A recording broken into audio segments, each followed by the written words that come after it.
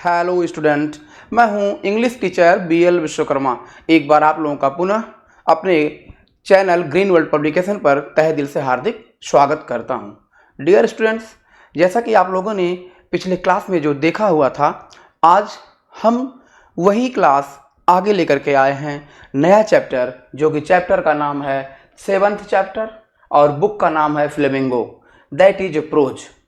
इस बुक से, इस चैप्टर से आपको जो है 7 टाइप आंसर क्वेश्चंस आएंगे, जिसमें this question contains 4 short answer type questions from the lesson of your text book English Flamingo prose. You have to answer any 2 of them in about 40 words each. This question carries 4 marks, means 4 plus 4 is equal to 8 marks. कहने का मतलब यह है कि इस प्रश्न के अंतर्गत आपकी पाठ्य पुस्तक इंग्लिश फ्लेमिंगो प्रोज के पाठों में से 4 लघु उत्तरीय प्रश्न दिए जाते हैं और आपको इनमें से किन्हीं 2 प्रश्नों का उत्तर देना होता है। ठीक, इनमें से आपको किन्हीं 2 प्रश्नों का उत्तर देना होता है और प्रत्येक प्रश्न के लिए 4 अंक निर्धारित होता है। कहने का मतलब ये है 4 प्रश्न आएंगे, 4 में से आपको 2 क्वेश्चन करने होंगे और एक क्वेश्चन 4 नंबर का होगा, तो 2 क्वेश्चन हो गया 4 + 4 × 8। कहने का मतलब ये है, यह चैप्टर नंबर 7 आपको 8 नंबर प्रोवाइड करने वाला है, 8 नंबर देने वाला है। और आइए हम लोग इस लिटरेचर के सेक्शन को बखूबी अच्छे से पढ़ें, जिससे आपको जो है 8 नंबर आसानी से मिल जाए। तो डियर स्टूडेंट्स, हम चैप्टर वाइज क्वेश्चन को लेके चलेंगे, जो कि पहला चैप्टर आपका है द लास्ट लेसन। यह chapter the last lesson Alphonse Daudet के द्वारा लिखा गया है। किसके द्वारा? अल्फोंस डाउट के द्वारा लिखा गया है। And it is very important chapter for your coming exam, means आपके एग्जाम के लिए यह बहुत ही महत्वपूर्ण चैप्टर है। इस चैप्टर से आई थिंक निश्चित रूप से 1-2 क्वेश्चन आने तय हैं। तो आइए हम लोग पहला क्वेश्चन डिस्कस करते हैं। पहला क्वेश्चन आपके सामने स्क्रीन बोर्ड पे है, जो कि इस प्रकार है। What was the bulletin board, how was it important. देखिए, कहा गया है what was the bulletin board. Bulletin board क्या था?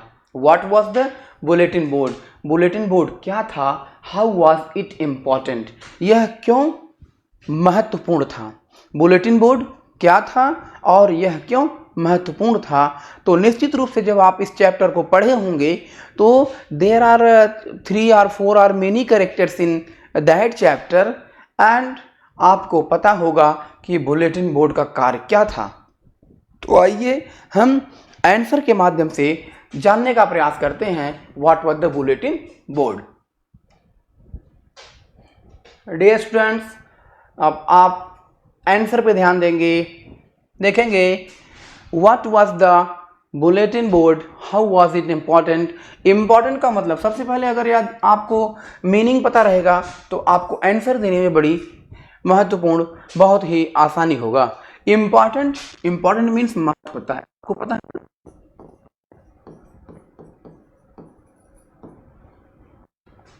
इम्पॉर्टेंट मीन्स महत्व, इम्पॉर्टेंट मीन्स महत्व होता है।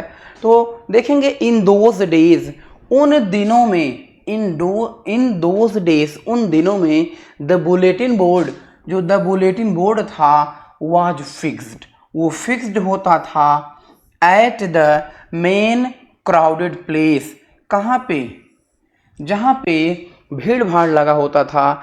And was the only medium, और यही केवल एक ऐसा मीडियम था, मीडियम मीन्स माध्यम था, कन्वे, सूचना देने का, मैसेज, कन्वे द मैसेज, जो भी मैसेज होता था, जो भी न्यूज़, मैसेज मीन्स संदेश, और न्यूज और समाचार, संदेश और समाचार जो भी होते थे, उसी बुलेटिन बोर्ड पे चिपका दिया जाता था टू द कॉमन मास, उस भीड़ के लिए। इट वॉज इम्पॉर्टेंट मीन्स, कहने का मतलब ये है, बुलेटिन बोर्ड एक ऐसा बोर्ड होता था कि वो कॉलेज में, मीन्स किसी भी ऐसे प्लेसेस पे जहाँ पे इसकी आवश्यकता होती थी वहाँ पे उसको बोर्ड को लगा दिया जाता था और जो भी सूचनाएं सामूहिक रूप से देनी होती थी उस सूचना को लिख करके उस बोर्ड पे चिपका देते थे, जिससे जो कोई आए वो उसे जान जाए, उसे पढ़ करके उसको उसकी जानकारी प्राप्त हो जाए, सूचना की जानकारी मिल जाए। जैसे देखिए वर्ड था मैसेज। मैसेज मीन्स जानते हैं ना, संदेश। मैसेज मीन्स संदेश।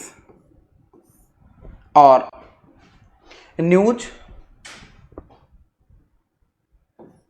ये संदेश या सूचना।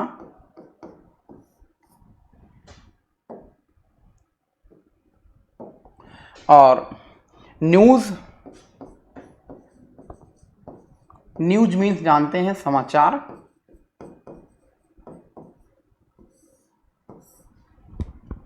कहने का मतलब ये है,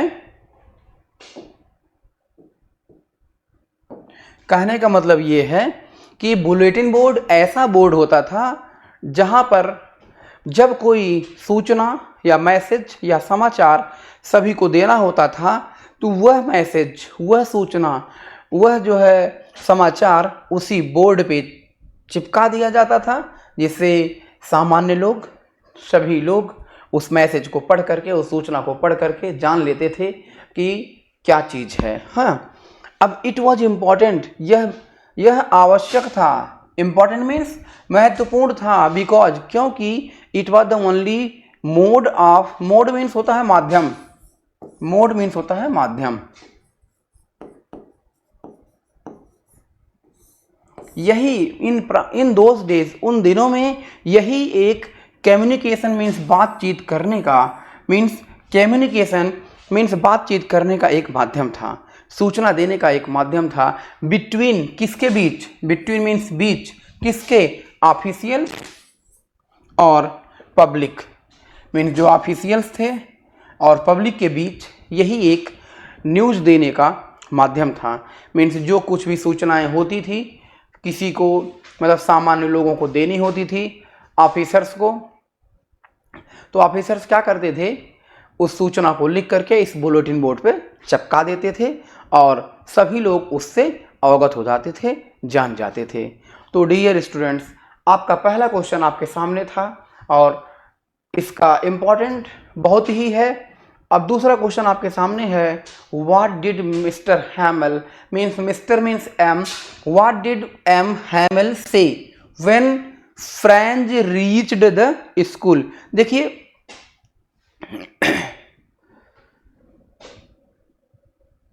जो एम हैमल हैं ये जो है टीचर हैं और फ्रेंच जो है स्टूडेंट हैं। एक समय जो है mister Hamel means M Hamel participle पे जो है याद करने के लिए कुछ क्वेश्चन देते हैं और वह क्वेश्चन फ्रेंच को याद नहीं है।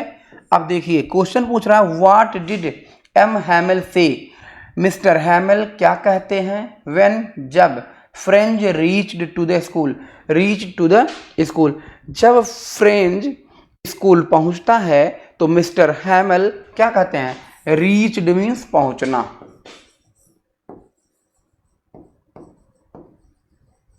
रीच्ड मीन्स पहुंचना या पहुंचा। रीच, रीच मीन्स पहुंचना और रीच्ड मीन्स पहुंचा। कहने का मतलब past form of the verb means second form of the verb. What did mister Hamel से, मिस्टर हैमल क्या कहे, व्हेन, जब, Franz reach to the school, जब फ्रेंच स्कूल पहुंचा, जब फ्रेंच स्कूल पहुंचा तो मिस्टर हैमल ने क्या कहा। देखते हैं, when Franz reach to the school, when, जब, Franz reached to the school, जब फ्रेंच स्कूल पहुंचा, M Hamel saw, M Hamel सा, सा मीन्स देखना या देखा, सा, ये second form of the verb see का है, सी, सा, सा मीन्स देखना, सा हिम एंड सेड, जब फ्रेंच रीच टू स्कूल, जब फ्रेंच स्कूल पहुंचा, मिस्टर हैमल ने उसे देखा और बहुत ही काइंडली पूर्वक, बहुत ही विनम्रता पूर्वक बोले to go to his place quickly, जल्दी से अपने स्थान पे चले जाओ। And they had been beginning without him, and they had been beginning without him, और वह जो है यह क्लास तुम्हारे बिना ही स्टार्ट करने वाले थे। मीन्स जो एम हैमल थे बहुत ही टिपिकल टीचर थे, बहुत ही स्ट्रिक्ट टीचर थे, और ये mister Hamel means M Hamel से जो फ्रेंच था बहुत ही डरता था, और उस दिन पार्टिसिपल पे कुछ लर्न करने के लिए होमवर्क भी दिए थे और वह भी इसे याद नहीं था, इसीलिए ये बहुत ही डर रहा था और स्कूल भी लेट से पहुंचा था, बहुत डर रहा था। डरते हुए क्लास में जब एंट्री किया तो मिस्टर हैमल ने बहुत ही पोलाइटली, बहुत ही काइंडली, बहुत ही विनम्रता पूर्वक कहते हैं कि फ्रेंच जाओ, जल्दी से जाओ, अपने स्थान पे बैठ जाओ, मैं तो यह क्लास तुम्हारे बिना ही शुरू करने वाला था। चलिए अगला क्वेश्चन देखेंगे। अगला क्वेश्चन आपके सामने देखिए, क्वेश्चन नंबर नेक्स्ट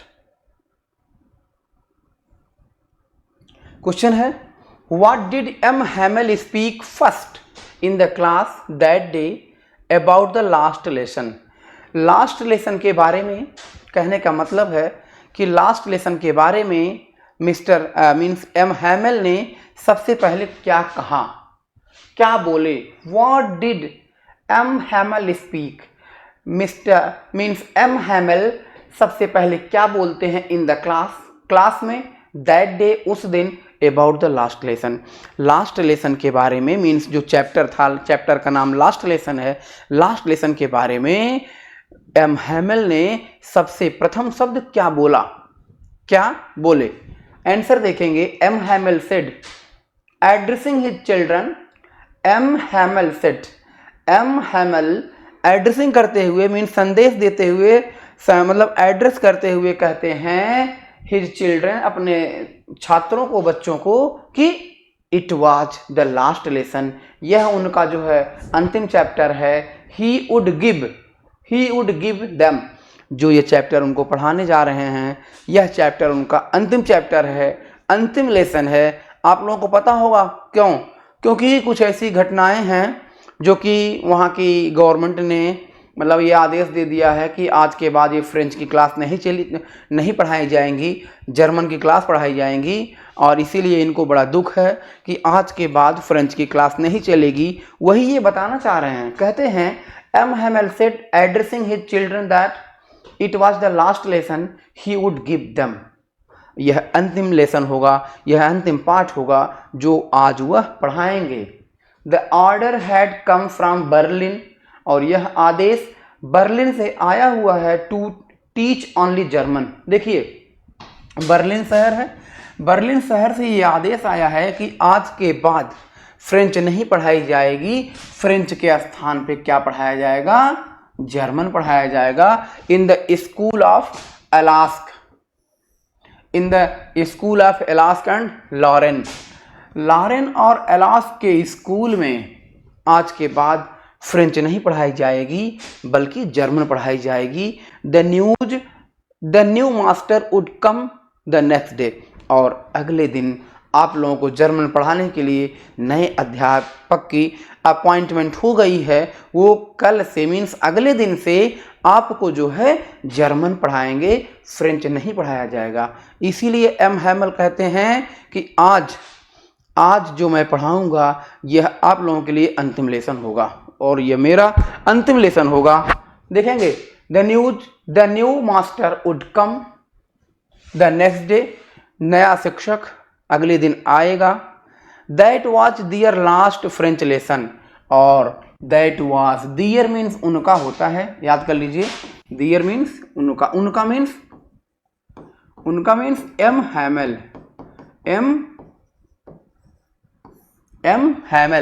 एम हैमल का लास्ट लेसन होगा जो कि फ्रेंच पे होगा। He wanted them to be very attentive, और वो चाहते थे कि वो उनकी इस क्लास को बहुत ही अटेंटिव, बहुत ही ध्यानपूर्वक सुने।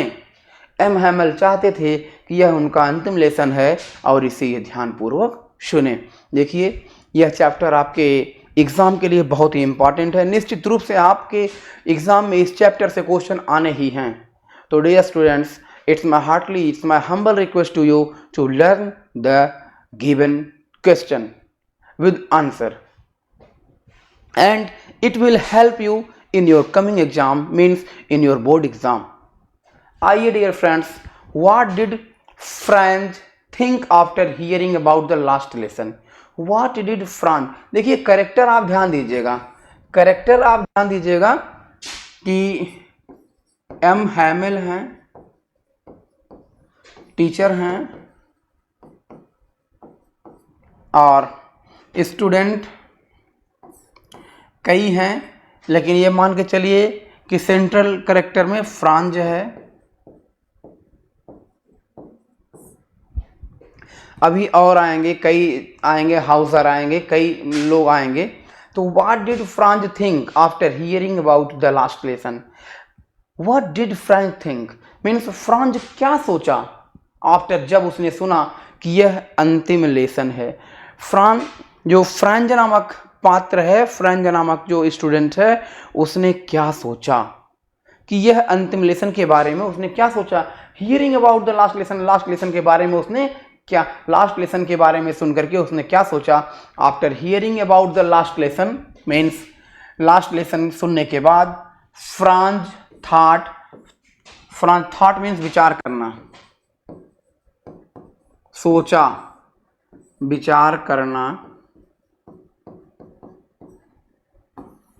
या सोचा।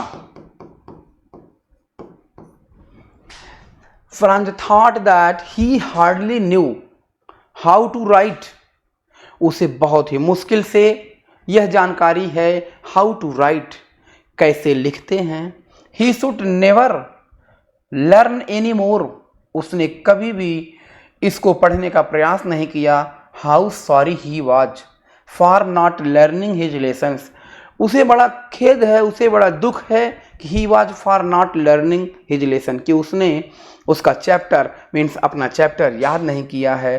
फॉर सीकिंग बर्ड्स, पक्षियों को तलाशने में, पक्षियों को पकड़ने में, एग्स को खोजने में, और गोइंग स्लाइडिंग ऑन द सारा शार रिवर, मतलब कहने का मतलब है उसे बड़ा ही अफसोस है कि फ्रेंच की क्लास इतनी चली, लेकिन हम लोगों ने फ्रेंच की क्लास के बारे में कभी सोचा नहीं, कभी पढ़ा नहीं, कभी कोई लेसन नहीं याद किया।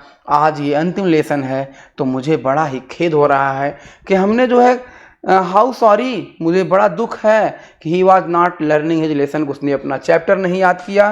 फॉर सीकिंग बर्ड्स, किसके लिए, कि अपना टाइम वेस्ट कर दिया पक्षियों की तलाश में, मतलब पक्षियों को पकड़ने में, पक्षियों को खोजने में, एग्स को खोजने में, और गोइंग स्लाइडिंग, या जो है सारा रिवर में जो है स्लाइडिंग करने में अपने समय को उसने गंवा दिया।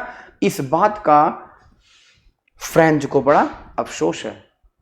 तो डियर स्टूडेंट्स, आइए हम लोग चलते हैं अगले क्वेश्चन पे। अगला क्वेश्चन देखते हैं।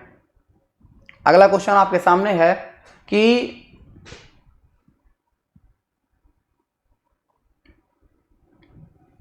अगला क्वेश्चन आपके सामने, what did Franz think about the pigeon?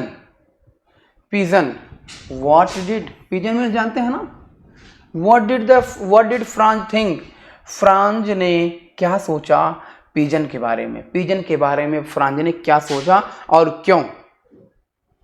Franz wondered about the pigeon. Wondered means इधर उधर भटकना, वंडर्ड मीन्स इधर उधर भटकना।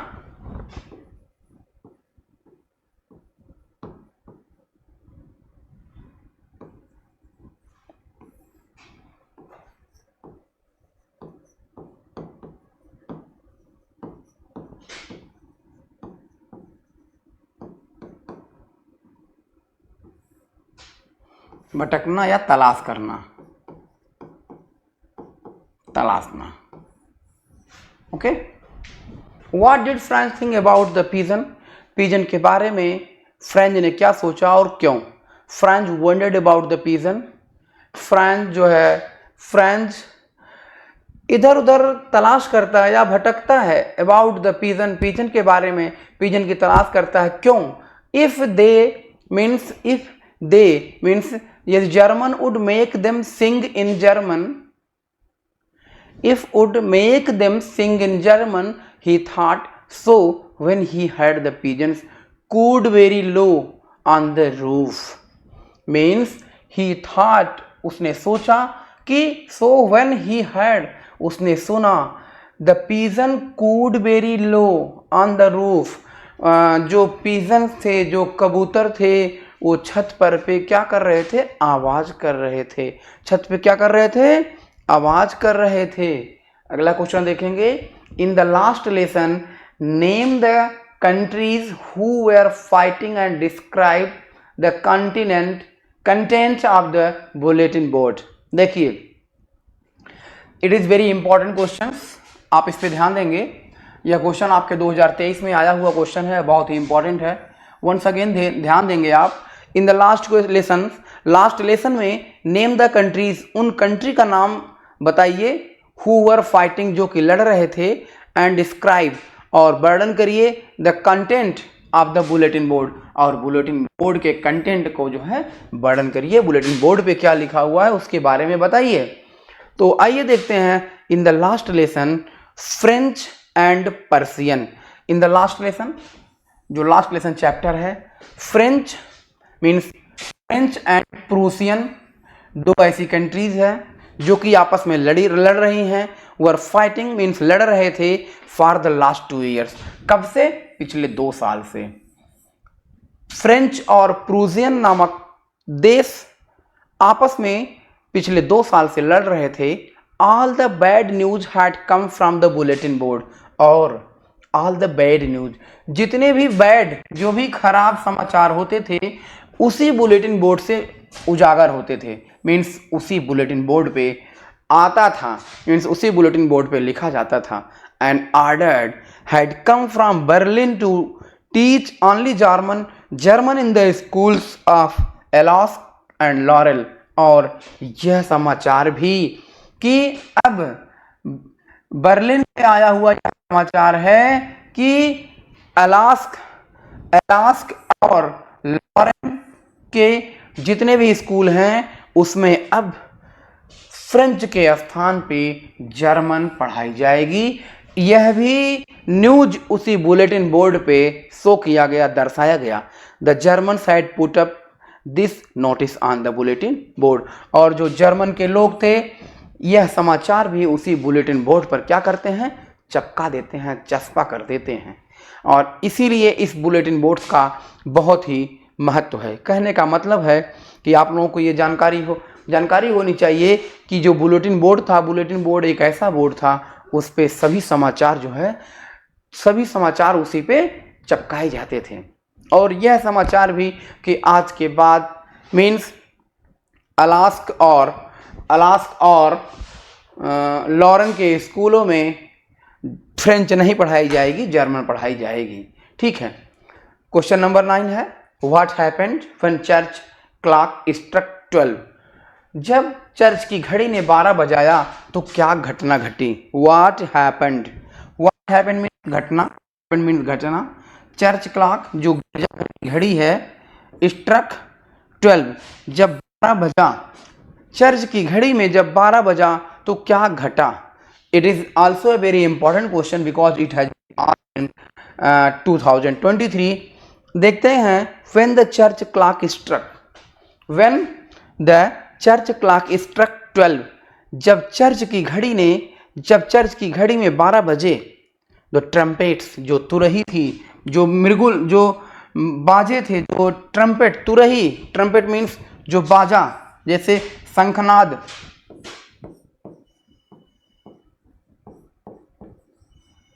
ट्रम्पेट का मतलब होता है तुरही, एक प्रकार का बाजा। और शंखनाद मीन्स तुरही, मीन्स जब ट्रम्पेट, जब ढोल या नगाड़े या ट्रम्पेट बजे, of the Prussian returning from their drill. When the church clock struck 12, जब चर्च की घड़ी ने 12 बजाया, the trumpets of the Prussian, Prussian के जो तुरही थे, returning from their drill sounded at, आवाज सुनाई दी, which M Hamel stood up, और उसी समय एम हेमल चेयर से उठ खड़े हुए। मीन्स उसी क्लास में थे, पढ़ा रहे थे। जैसे ही 12 बजा तो जो जर्मनी के लोग थे क्या किए कि Prussian returning from their drill sound, means sounded, आवाज करते हुए उपस्थित हुए, और उसको देख करके, उसकी आवाज को सुन करके एम हेमल स्टूड अप, बहुत ही खड़े हो गए, मतलब तुरंत खड़े हो गए, एंड वेरी पेल, बहुत ही एकदम जैसे नीरस उनका शरीर हो गया, एकदम पीले पड़ गए। इन हिज चेयर, अपने चेयर में, he tried to give his farewell words but choked, he tried to give his farewell words, वो अपने वर्ड्स को जो है फेयरवेल देना चाहते थे, विदाई देना चाहते थे। कहने का मतलब वो अपनी वाणी को जो है विराम देना चाहते थे, मीन्स बोलना बंद करना चाहते थे वर्ड, लेकिन वर्ड्स बट चोक्ड, लेकिन उनके वर्ड्स जो है नहीं निकले और उनका गला रुध गया। मीन्स उनका गला रुध गया, गला फंस गया, वो कुछ बोल नहीं पाए, अवाक रह गए। कहने का मतलब है कि प्रूसियन से एक संदेश जो आया, उस संदेश को सुन करके ये लोग बहुत ही अचंभित हो गए और बहुत ही डर गए। क्यों? क्योंकि उस समय भी ये अपना लास्ट लेसन फ्रेंच का लेसन पढ़ा रहे थे, इसीलिए भयभीत हो गए, कहीं ये लोग देख करके हमको जो है कुछ बोले ना, कुछ कहे ना। अगला क्वेश्चन हम लोग देखेंगे। देखिए अगला क्वेश्चन आप लोगों के सामने है, and it's also very important chapter for you, and it will give, and this lesson also give you help from these questions. इन क्वेश्चन से आपको निश्चित रूप से मदद मिलेगी। तो try to understand and try to learn it by heart, means इसे आप याद करने का प्रयास करें। The last spring, chapter's name is last spring, and it was written by Anis Jung. It was written by a famous author, Anis Jung. Question number 1. Why did Anis Jung ask Sahib about the school? What was its impact on Sahib? देखिए, it's very important question. You know well. आपको इस chapter के बारे में जानकारी होगी। साहब नाम का एक करेक्टर है और अनीस जुंग इसके आथर हैं। Why did Anees Jung ask? Anees Jung ने Why did ask? Anees Jung ने साहब से क्यों पूछा about the school? Anees Jung ने साहब से स्कूल के बारे में क्यों पूछा? What was its impact on साहब? और साहब पे इसका प्रभाव क्या पड़ा? साहब पे इसका प्रभाव क्या पड़ा? तो आइए हम आंसर के माध्यम से इसको जानने का प्रयास करते हैं। Anees Jung asked Saheb about the school. Anees Jung ने साहब से स्कूल के बारे में पूछा बिकॉज क्योंकि she wanted to know about the intention of साहब रिगार्डिंग स्टडीज।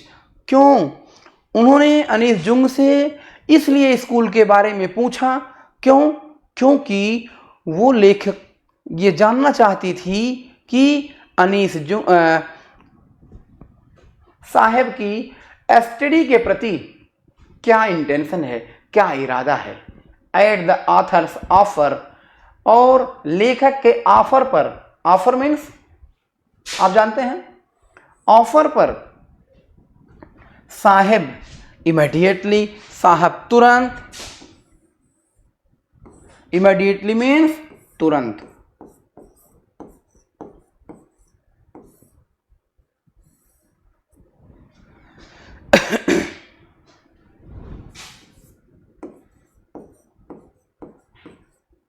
देखिए at the author's offer, author के ऑफर पर साहब इमीडिएटली गॉट रेडी, साहब तुरंत ही क्या हो जाता है, तैयार हो जाता है।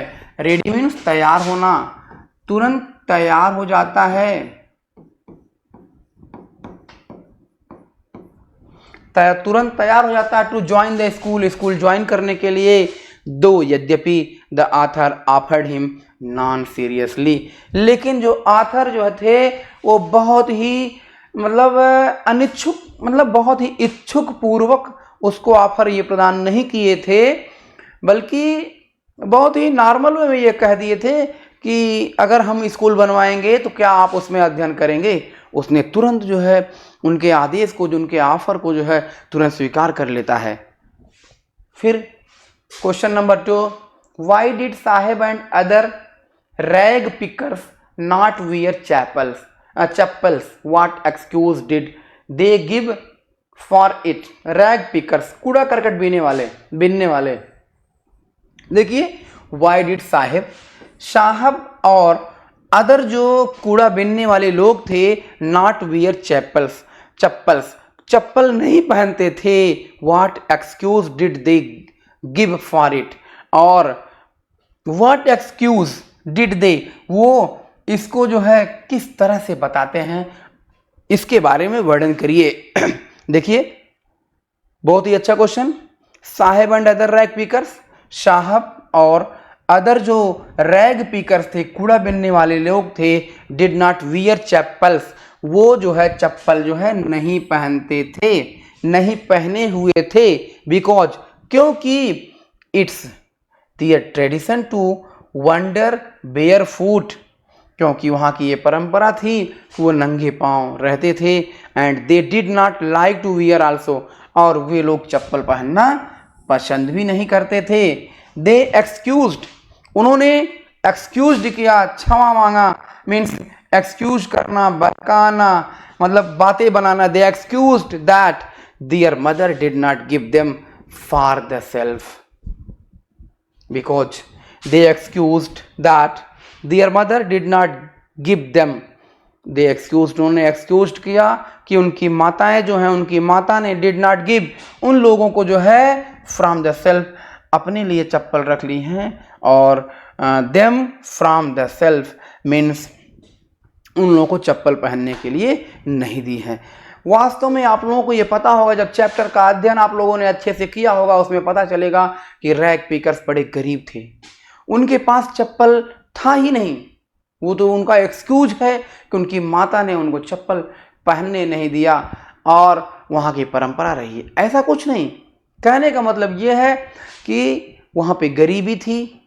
जो रैग पिकर्स थे, किसी तरह से कूड़ा करकट बिन करके, मतलब अंबार का ढेर बिन करके अपना जीवन यापन करते थे। कारण तो ये है। आइए अगला क्वेश्चन हम लोग देखते हैं। How many rag pickers used to live in Seemapuri, Delhi? How did they settle there? It's very important question. It's very important, very important. ध्यान दीजिए, this question is very important. How many rag pickers used to live in Seemapuri? ये question ये पूछता है, how many rag pickers, कितने rag pickers Seemapuri में निवास करते थे। कहने का मतलब है, सीमापुरी नामक एक स्थान है जो कि दिल्ली में स्थित है। दिल्ली में जो है सीमापुरी में कितने रैग पिकर्स निवास करते थे, and how did they settle there, और वो वहां पे कैसे बसे थे। देखेंगे इन सीमापुरी, दिल्ली में सीमापुरी में मोर देन 10,000 रैग पिकर्स, 10,000 से ज्यादा रैग पिकर्स क्या करते थे, यूज्ड टू लिव, रहा करते थे, मीन्स रहते थे। They have lived there for more than 30 years, as they are the squatters who came from Bangladesh in 1971। कहने का मतलब ये है कि सीमापुरी में लगभग 10,000 से ज़्यादा रैग पिकर्स, कूड़ा बीनने वाले लोग रहते थे। They have lived there for more than 30 years, और वो 30 साल से ज़्यादा से वहाँ रह रहे थे। एज, जैसा कि they are the squatters who came from Bangladesh in 1971, means वो बांग्लादेश से 1971 में यहाँ आए हुए थे। ऐसा लगता था कि वो 1971 में बांग्लादेश से यहाँ आए हुए थे। और कहने का मतलब है, दिल्ली में सीमापुरी नामक स्थान पर जो है 10,000 से ज़्यादा रैग पिकर रहते थे, 10,000 से ज़्यादा रैग पिकर रहते थे, और लगभग ये घटना 30 साल पहले से ये लोग रह रहे हैं। अगला क्वेश्चन देखने का प्रयास करेंगे हम लोग।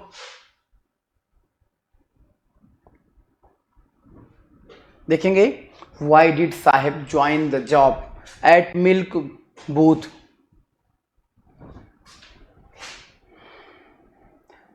वाई डिड साहब, साहब ने means Y did Saheb, Saheb ने क्यों मिल्क बूथ का जॉब ज्वाइन किया। What was he paid for his service? It is very important questions, very important. It is also very important questions. कहने का मतलब ये है why did साहब ज्वाइन द जॉब, साहब ने जॉब मिल्क बूथ पर जॉब जो है नौकरी क्यों की। what was the paid for his service, और उस नौकरी के लिए उसको कितने पैसे मिलते थे, उस जॉब के लिए उसको कितने पैसे मिलते थे। तो देखेंगे साहब joined the milk booth, milk booth कहने का मतलब tea stall, tea stall, milk booth का मतलब tea stall.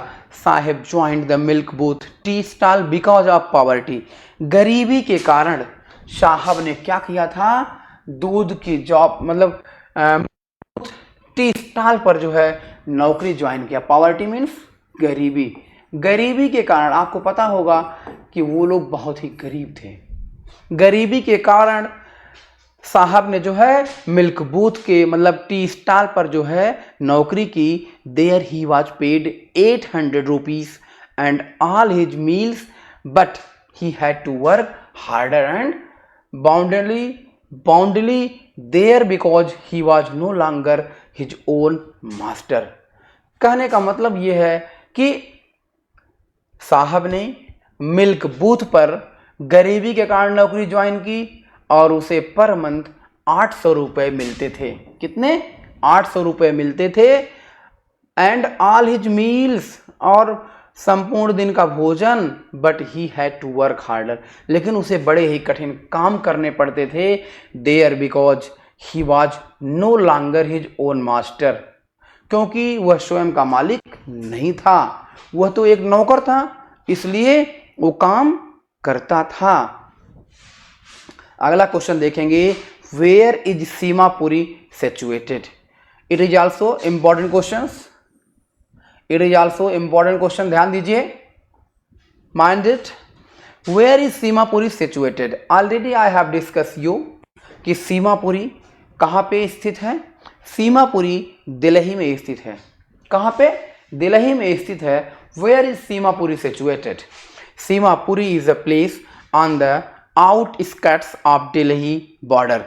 Seemapuri is place, Seemapuri एक स्थान है on the outskirts of Delhi border, Delhi border के नजदीक यह स्थित है। Question number 11, describe the life of rag pickers at Seemapuri. Seemapuri में रह रहे रैग पिकर्स के जीवन के बारे में वर्णन करिए। मीन्स सीमापुरी में रह रहे रैग पिकर्स के बारे में, उनके जीवन के बारे में वर्णन करिए। तो my dear students, already I have discussed you कि in Seemapuri there are more than 10,000 people, 10,000 rag pickers were living there. वहां पे 10,000 से ज्यादा रैग पिकर्स रह रहे थे और गरीबी में अपना जीवन यापन कर रहे थे। अब देखते हैं, Seemapuri settlement of more than 10,000 rag pickers. Seemapuri में सेटलमेंट मीन्स 10,000 से ज्यादा रैग पिकर्स सेटल हुए थे, रह रहे थे। And rag pickers live in structures of mud. Means जो रैग पिकर्स थे, स्ट्रक्चर्स ऑफ मड मीन्स कीचड़ से बने हुए, मीन्स मिट्टी से बने हुए मकानों में रहते थे। They have roof of tin, और उनके जो छत थे टिन से बने थे। एंड ट्रैपलिन, और ट्रैपलिन से बने हुए थे। देयर इज नो सीवेज, वहां पे कोई सीवेज नहीं थी। सीवेज की मतलब जो नाले वाले होते हैं, उसके निकासी की व्यवस्था नहीं थी। ड्रेनेज, कोई नाले नहीं थे। और रनिंग वाटर्स, और ड्रेनेज और रनिंग वाटर्स मीन्स पानी बहाने के लिए कोई जलधाराएं नहीं थी, कोई वहां पे ड्रेनेज नहीं थे, कोई वहां पे सीवेज नहीं थी। कहने का मतलब है सीमापुरी का जीवन बड़ा ही कष्टकारी था। सीमापुरी में 10,000 से ज़्यादा रैग पिकर्स रह रहे थे और उनके छत टीन के बने हुए थे, दीवार उनके मड मीन्स कीचड़ और मिट्टी के बने हुए थे।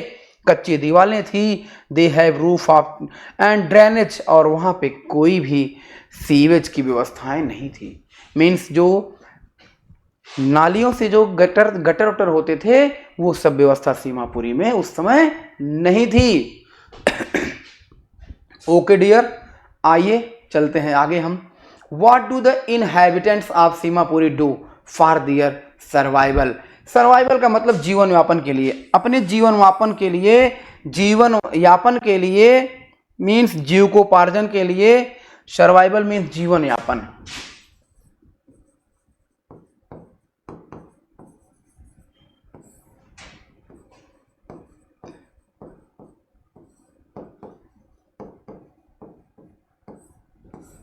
Means what did the inhabitants, inhabitants means जो वहाँ के निवासी थे, सीमापुरी के निवासी अपने जीवन यापन के लिए क्या करते थे।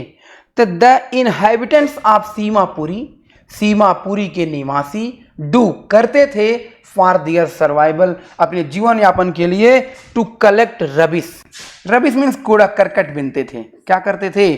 कलेक्ट मीन्स इकट्ठा करना,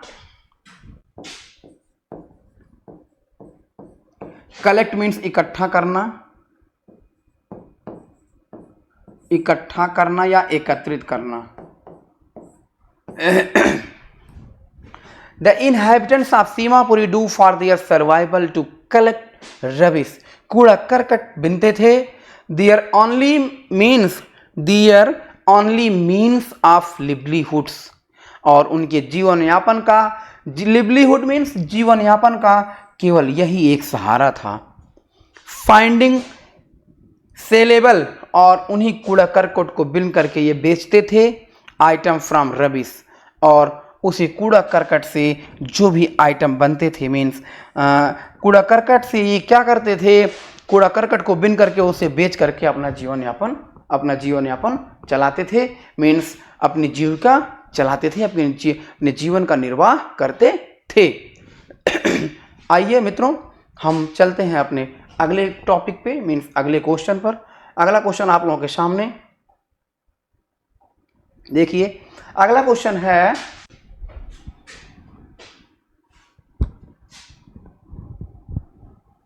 अगला क्वेश्चन आपके सामने है, what are the hazards of working in glass bangles industry.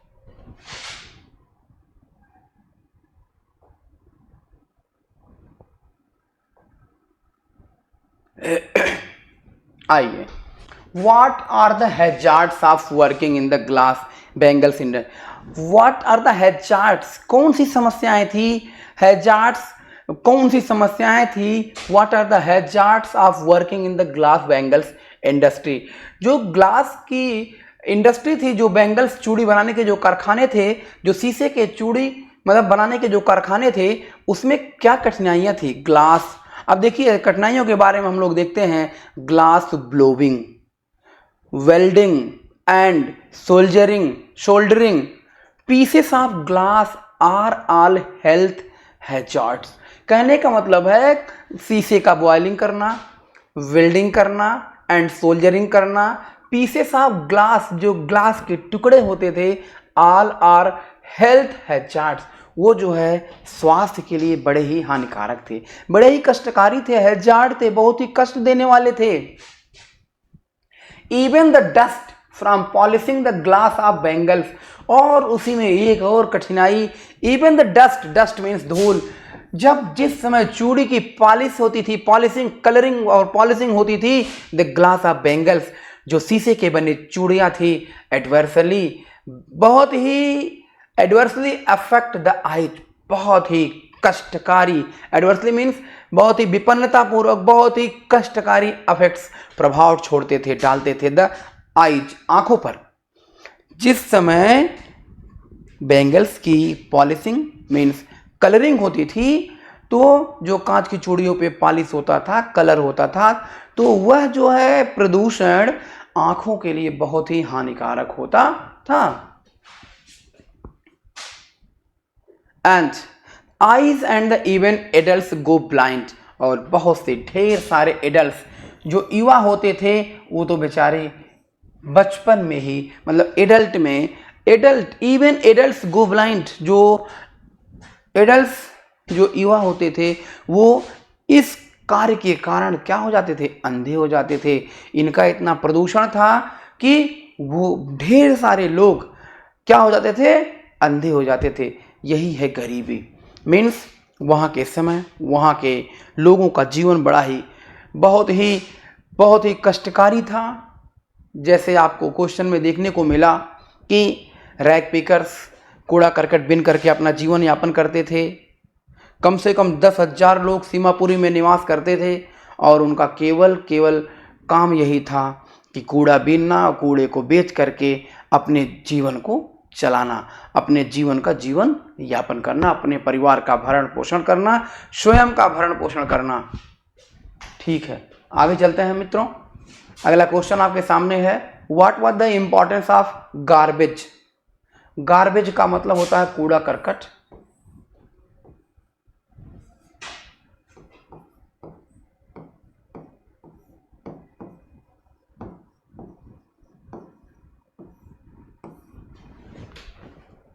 What was the importance of garbage for children in Simapuri?